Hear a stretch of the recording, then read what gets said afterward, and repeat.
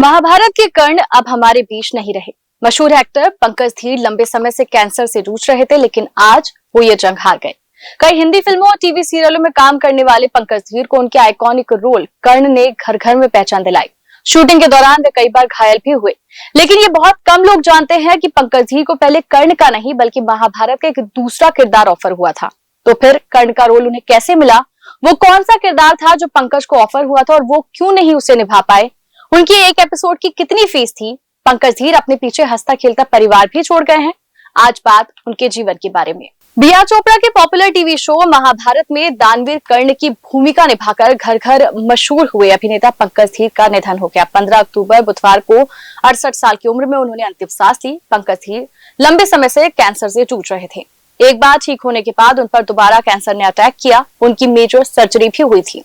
उनके निधन की पुष्टि सिने एंड टीवी आर्टिस्ट एसोसिएशन ने की। 45 सालों से एंटरटेनमेंट इंडस्ट्री का हिस्सा रहे पंकज धीर के पिता सीएल धीर एक डायरेक्टर और प्रोड्यूसर थे। 60 और 70 के दशक में उन्होंने कई फिल्मों में काम किया।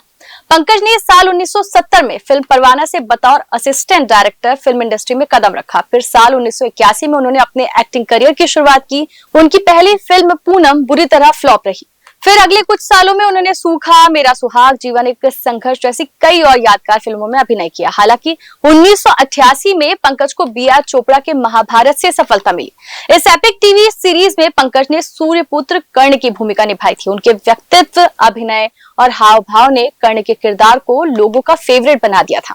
इस रोल ने इंडस्ट्री के साथ ही देश भर में पहचान भी दिलाई और पंकज को फिल्मों में कैरेक्टर रोल दिए जाने लगे। उन्हें Zee horror show, Chandrakanta, the great Maratha, Sasural Simar का, राजा की आइए बारात, देवों के देव महादेव और बढ़ो बहू जैसे टीवी शो में देखा गया। इसके अलावा वह सनम बेवफा, सड़क, आशिक आवारा, सोल्जर और बादशाह जैसी फिल्मों में भी नजर आए।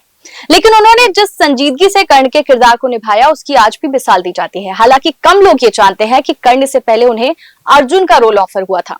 इस किरदार के लिए उन्हें ऑडिशन दिया था, कॉन्ट्रैक्ट भी साइन हो गया था, लेकिन कुछ सीन में ब्रहन लला के गेटअप और मूछ मुंडवाने की शर्त पर उन्होंने मना कर दिया। उनकी जिद को देख बी.आर. चोपड़ा गुस्से में आ गए और उन्होंने पंकज धीर से कहा कि निकल जाओ यहाँ से। वो दरवाजा रहा और फिर कभी दोबारा लौटकर मत आना। पंकज का कॉन्ट्रैक्ट फाड़ दिया गया। इसके बाद अर्जुन का रोल फिरोज खान को मिल गया।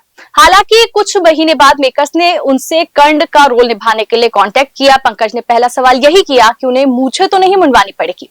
इसके बाद तो उनके अभिनय ने कर्ण के यादगार रोल में 80 के दशक के दर्शकों के दिल में गहरी छाप छोड़ दी।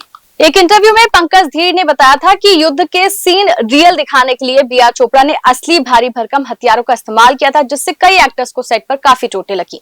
भीम का गदा हाथ पर लगने से उनके अंगूठे का मांस लटकने लगा था। उन्होंने बैंडेज लगाकर पूरा दिन शूट किया। ऐसे ही एक बार शूटिंग करते हुए पंकज की आंख में तीर लग गया था। इसके बाद उनकी आंखों की सर्जरी हुई थी।